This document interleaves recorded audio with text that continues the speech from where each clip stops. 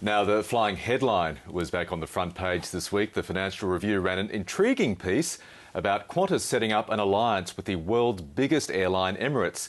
Now, Qantas confirmed it is indeed talking to a number of foreign carriers.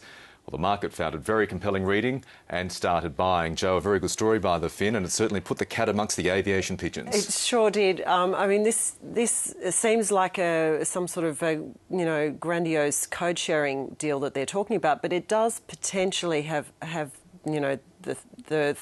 carry the threat that it will undo the One World Alliance with British Airways and Cathay.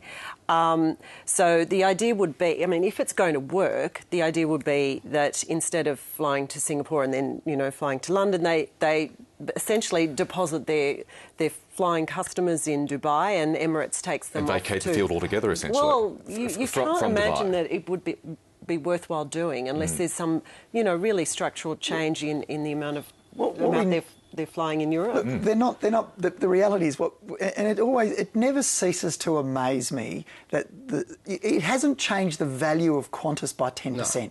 The share price went up by 10% on the announcement.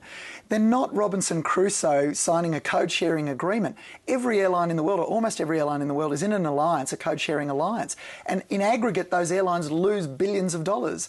This is not going to change the structure of the company. It's not going to change the economics of the business. And looking, Tom, at the big picture, there seems to be, this big grand new plan from Qantas seemingly every week. Just what's the company up to? Well, I don't know. I mean, look, Alan Joyce does have a lot of ideas, clearly. It's going to be a premium airline in Asia, and then there's this latest deal with Emirates. And, of course, it was only a few years ago that Qantas was going to merge with Singapore Airlines and so forth. Look, the fact is this. The airline business, as Roger said, is extraordinarily tough, and it has always been thus.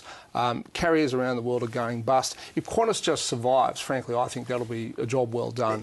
For it to make a lot of extra money, I frankly cannot see how that's going to work. The market capitalisation of Qantas is less than all the money that's been tipped into it by shareholders over the last 15 years. That is a bad investment, and the economics of that are not going to change rapidly. Would you tip this alliance going ahead?